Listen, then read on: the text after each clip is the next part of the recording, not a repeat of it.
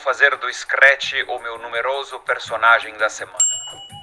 Os jogadores já partiram e o Brasil vacila entre o pessimismo mais obtuso e a esperança mais frenética. Nas esquinas, nos botecos, por toda parte, há quem esbraveje.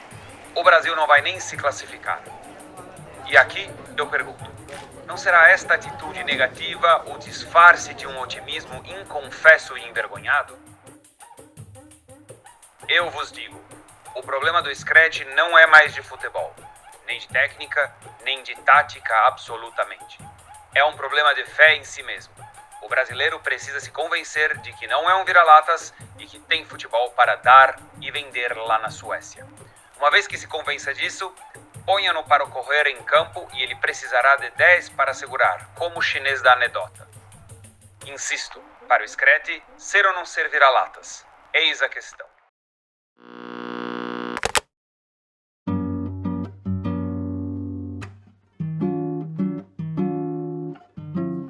Nelson Rodrigues escreveu essas palavras em 1958, às vésperas da Copa da Suécia.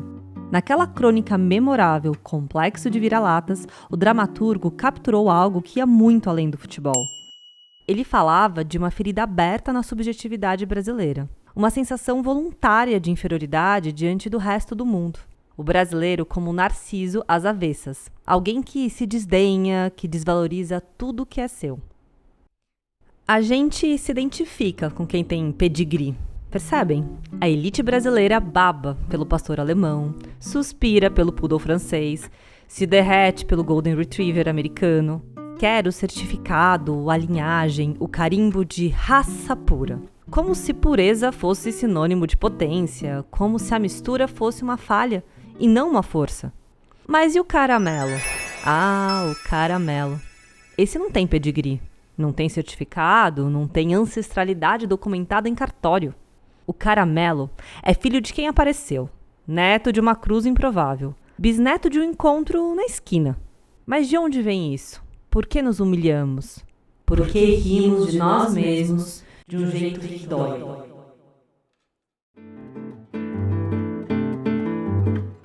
Oito anos antes, em 1950, o Brasil havia perdido a Copa em casa, no Maracanã lotado. Bastava um empate para sermos campeões. Começamos ganhando e perdemos de 2-1 para o Uruguai. Se você acha que a Copa de 2014 foi traumática, bem, pelo menos em 2014 muita gente já esperava perder. Não sei se de 7-1, mas em 1950 a gente acreditou. E talvez esse tenha sido o verdadeiro trauma, ter acreditado. O maracanazo virou símbolo de humilhação nacional, um trauma coletivo que moldou a forma como nos vemos até hoje.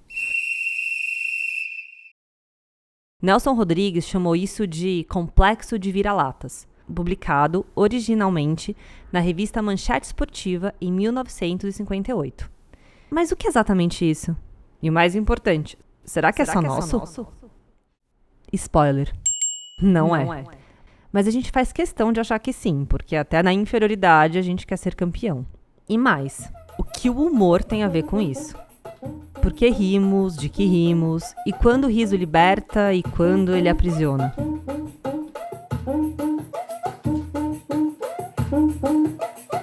Nosso convidado de hoje é o professor Daniel Kuperman, psicanalista, professor livre-docente do Departamento de Psicologia Clínica da USP, vice-presidente da International Sandor Ferenczi Network e um dos maiores estudiosos de humor do Brasil. Daniel fez algo revolucionário.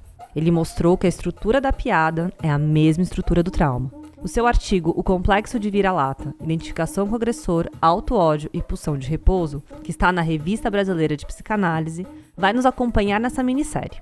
Vamos entender, ao longo desses 3 episódios, como o riso, o trauma, a humilhação e a política se entrelaçam.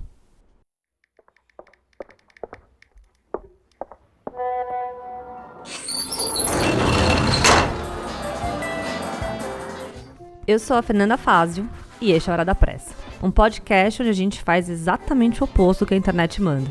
A gente desacelera. Nessa minissérie vamos falar de futebol, trauma, piadas e ditadores grotescos. E sim, tudo isso está conectado. Prometo que vai fazer sentido. O episódio de hoje é Ser ou não ser vira-latas. Trauma e resistência pelo riso. A era da pressa já começou. Nelson Rodrigues tinha um faro de artista. Ele conseguia capturar o cheiro de algo indefinido que paira no ar. Em 58, esse cheiro era o medo. Medo de acreditar, medo de uma nova ilusão. A derrota de 50 ainda sangrava. Após 12 anos sem Copa do Mundo por conta das grandes guerras, a expectativa era grandiosa. Jogávamos em casa. E perdemos. A dor foi devastadora. Mas afinal, o que é esse complexo de vira-latas? Nas palavras de Nelson Rodrigues, a inferioridade em que o brasileiro se coloca voluntariamente em face ao resto do mundo. Voluntariamente. Essa é uma palavra-chave. Não é que alguém nos force a nos sentir inferiores. Nós mesmos escolhemos isso, mesmo que inconscientemente. Por quê? O medo de acreditar na seleção era bem o medo de uma nova ilusão. Quando nos consideramos sem pedigree, uma marca deixada pela colonização, o caramelo se torna um símbolo que condensa a desigualdade social, a segregação econômica, o racismo. Daniel Kuperman diz que o vira-lata de Nelson Rodrigues nos remete ao problema da raça, da cor e, finalmente, do afeto da humilhação como um fator bastante presente no processo brasileiro de subjetivação. Mas esse texto de Nelson Rodrigues é incômodo. Ele é um espelho e não é só nosso. Daniel explica sobre o ser vira-lata no Brasil. Então, o que seria o vira-lata, né? O Nelson Rodrigues parte da ideia de que o que aconteceu, né, na Copa do Mundo de 50, que foi o maracanaço, né, quando o Brasil perde a Copa para o Uruguai, no Maracanã, né, a estreia do estádio do Maracanã, e ele diz que isso é um trauma, né, teria sido um evento traumático que colocou, né, teve como consequência maior exatamente a produção de uma subjetividade inferiorizada, de um sentimento de inferioridade do jogador brasileiro, claro, mas ele toma isso, ele não é bobo, é Nelson Rodrigues, né, que é um grande investigador, né, da alma brasileira, e claramente ele está falando ali do processo de colonização pela via de uma coluna de jornal, quer dizer, é um texto curto, né, um texto que usa de um certo auto-sarcasmo, né, afinal de contas ele é brasileiro, para falar de uma ideia de que existe uma dimensão da subjetividade brasileira que era a dimensão de se sentir inferior. Então temos aqui um trauma. E uma das possíveis consequências de um trauma pode ser a produção de um sentimento de inferioridade. Mas também tem algo profundo acontecendo nesse movimento. Nelson Rodrigues usa o sarcasmo, o humor ácido, para mobilizar o pensamento. E por trás dessa brincadeira, há um conceito psicanalítico fundamental: a identificação com o agressor. Eu acho que vale como uma brincadeira, mas é como se o texto do Nelson Rodrigues, a potência do texto e dessa criação do complexo de vira-lata tivesse produzido um efeito catártico, né, que permitiu então que a nossa seleção ganhasse sua primeira Copa do Mundo. Só que o complexo de vira-lata, ele é uma ótima expressão do conceito psicanalítico de identificação com o agressor.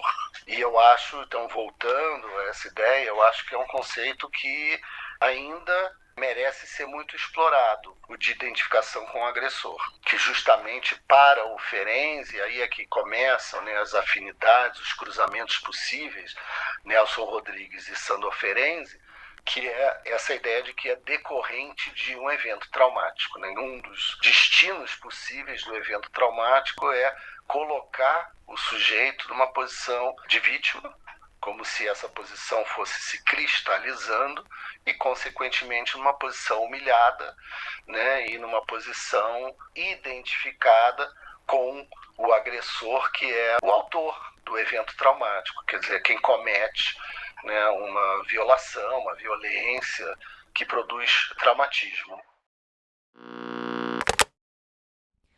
Quando sofremos uma violência, uma violação, um dos destinos possíveis é nos identificarmos com aquele que nos agride. É como se, ao invés de resistir, nos tornássemos justamente aquilo que nos oprime.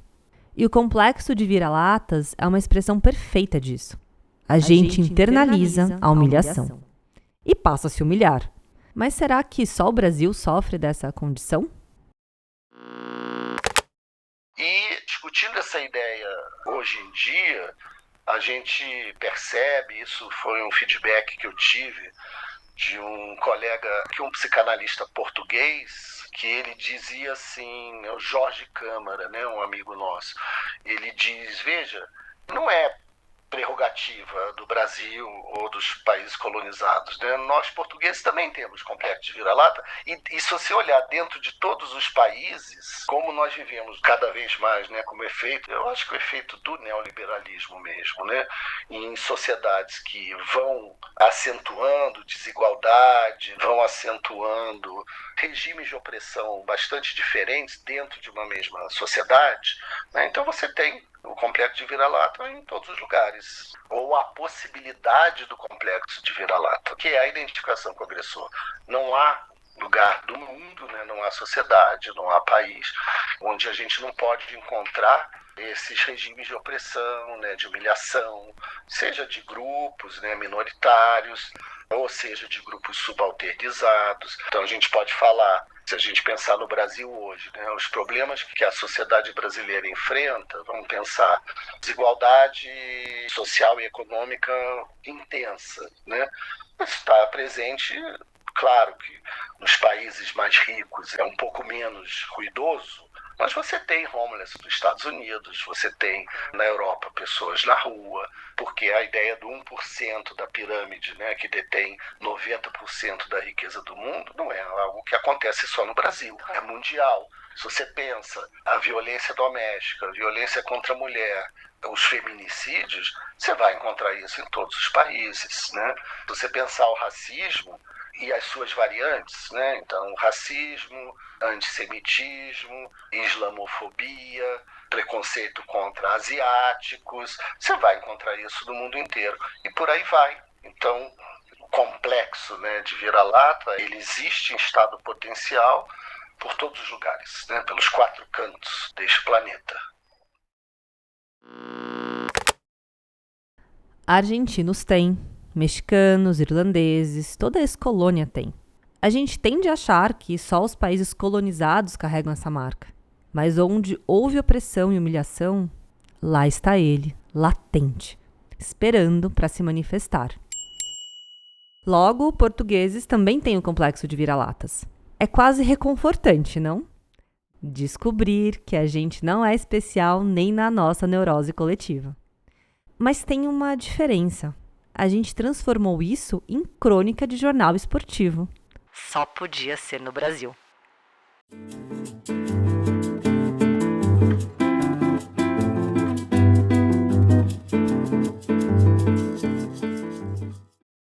Mas tem algo curioso acontecendo.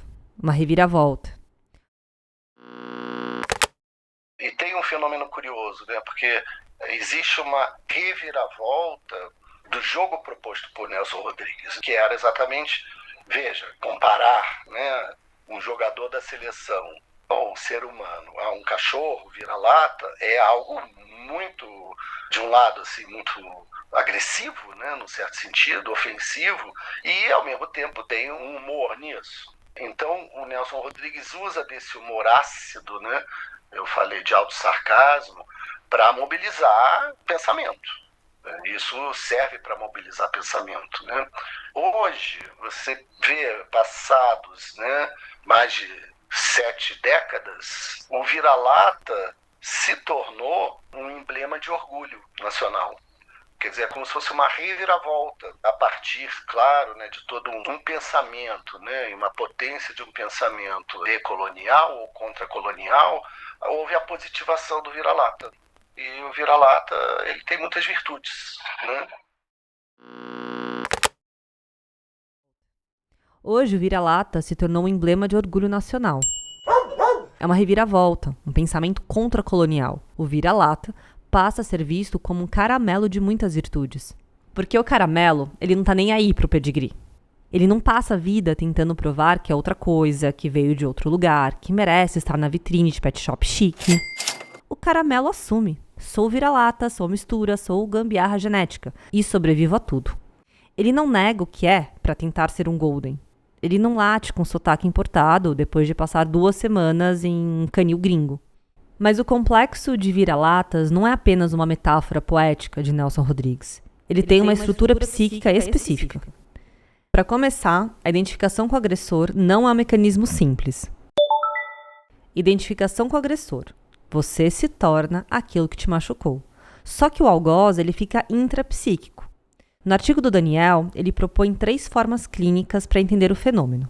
Vamos entender cada uma delas. O amor submisso é aquele em que o sujeito, desapropriado de si, desenvolve um amor por quem detém poder sobre ele.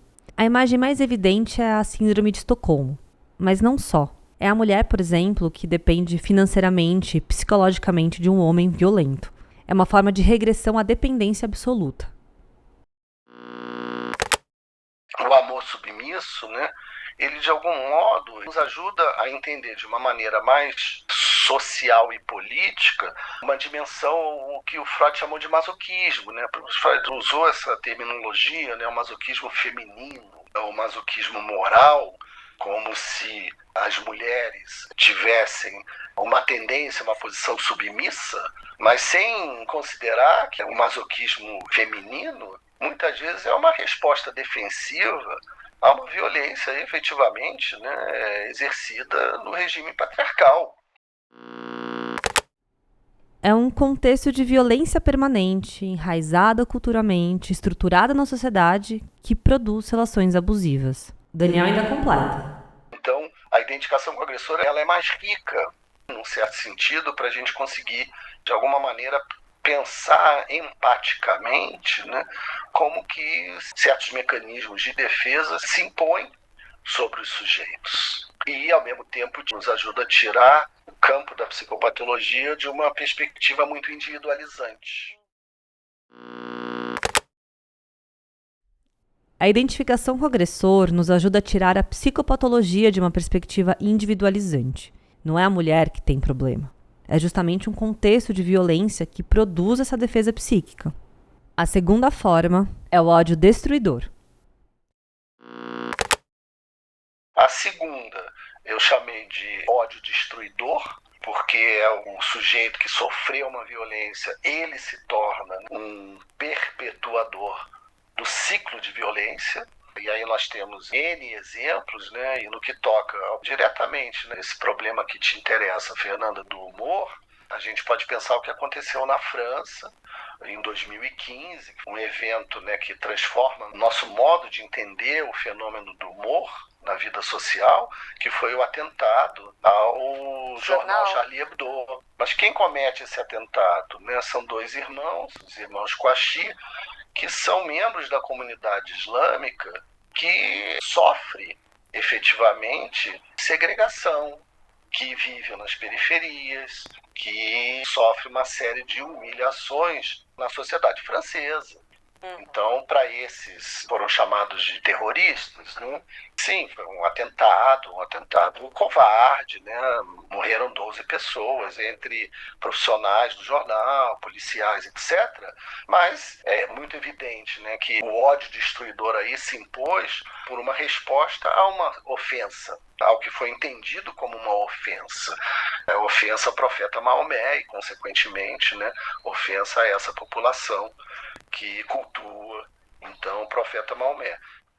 O ódio destruidor é quando a vítima se torna perpetuadora do ciclo de violência. Pessoas, por exemplo, que sofreram abuso sexual e se tornam elas mesmas abusadoras. É a vingança.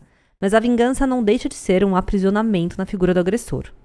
Eu diria que as fileiras dos soldados, né, do tráfico, como se fala, né, ou do crime organizado, elas são muito fruto do ódio destruidor que alimenta mesmo, né, a lógica criminal. Porque o crime ele subverte a regra do jogo, né? A regra do jogo da vida social. É um outro estado lá dentro, né? De um outro jeito, com outras leis, mas que não deixa de também explorar as pessoas que estão naquela comunidade e ser violento. E é uma maneira de você ter um lugar, ainda que muito atravessado, eu diria, pela morte, né? Quer dizer, o destruidor como uma figura, a morte é muito presente ali, né? Mas de pessoas que entendem que o jogo proposto, seja de ascensão social, seja de, né, prestígio, poder. Isso, construir um lugar para si, né, produtivo na sociedade, é alguma coisa que está barrada para muitas dessas pessoas, né? E chegamos à terceira forma. O auto-ódio. O auto-ódio como efetivamente uma incorporação da violência sofrida, e aí o complexo de vira-lata é exatamente uma manifestação do auto-ódio. Quer dizer, o sentimento de inferioridade, a ideia de que eu não sou capaz, essa identificação com uma posição de menos-valia mesmo, né?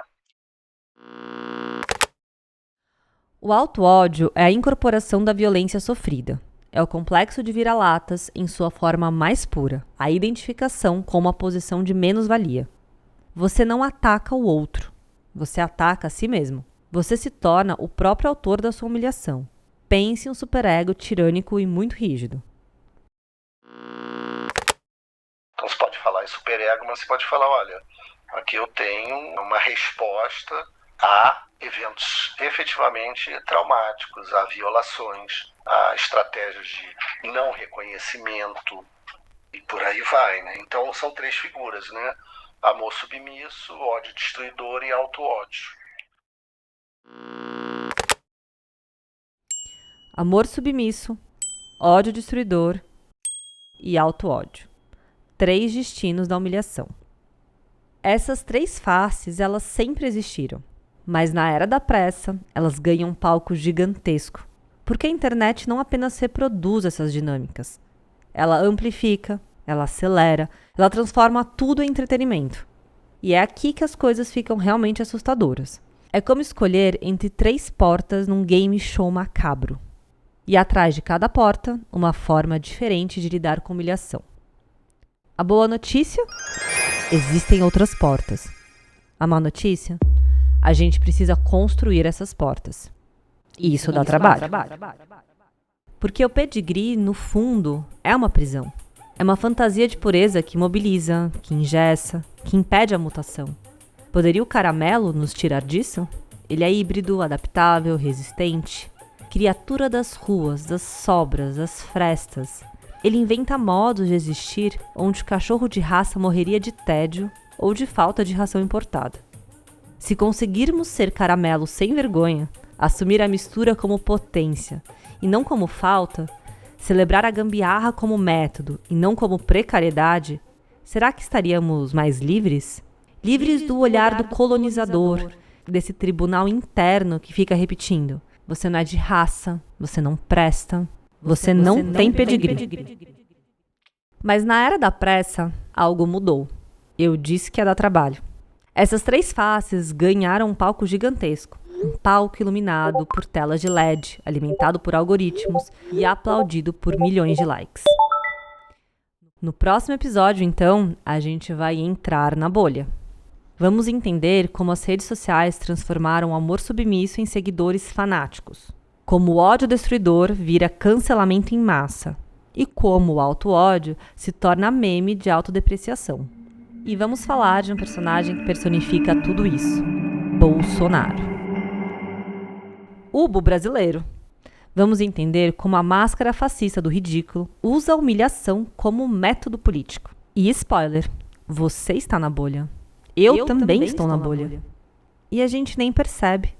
E pior, tem a ilusão de que tem controle, porque escolhe quem seguir, cancela quem incomoda, bloqueia todos que irritam. Viva o poder dos dedinhos!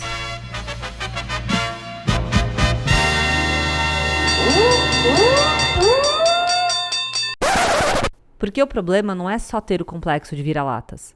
O problema é quando a internet transforma esse complexo em algoritmo, em filtro, em realidade paralela, em bolha. E aí, a conversa morre. E quando a conversa morre, sobra a certeza. E quem tem certeza não tem humor. E quem não tem humor... Bem, a gente vai falar disso no próximo episódio. Por hoje é isso. Você acabou de ouvir o primeiro episódio da minissérie Ser ou Não Ser Vira-Latas, Trauma e Resistência pelo Riso. Eu sei que foi denso, eu sei que foi pesado, mas prometo que no próximo episódio a gente ri. Ou pelo menos tenta. Porque se a gente não ri, a gente chora. E se chora na internet, a gente vira meme. Eu sou a Fernanda Fázio e este roteiro foi escrito por mim. A edição é do Arthur Chagas, que tem muita paciência para lidar com meus plim-plins conceituais. Ana Cristina cuida da nossa identidade visual. E tem o Luiz Santiago Málaga, da Tímpano, que revisou esse roteiro e cria estratégias para esse episódio chegar a mais ouvintes. O artigo do Daniel Cooperman, que comentei, O Complexo de Vira-Lata, Identificação com o Agressor, o Auto-Ódio e Pulsão de Repouso, está na Revista Brasileira de Psicanálise. Vale muito a leitura. A crônica de Nelson Rodrigues você encontra online. É de 58, mas parece que foi escrita ontem. E foi gravada pelo Luiz. Se você gostou, compartilha. Se não gostou, compartilha. Com um comentário passivo-agressivo, que é o jeito brasileiro de fazer as coisas. Nosso Instagram é @eradapressa. Te vejo no próximo episódio Risos em Rede. Até já já!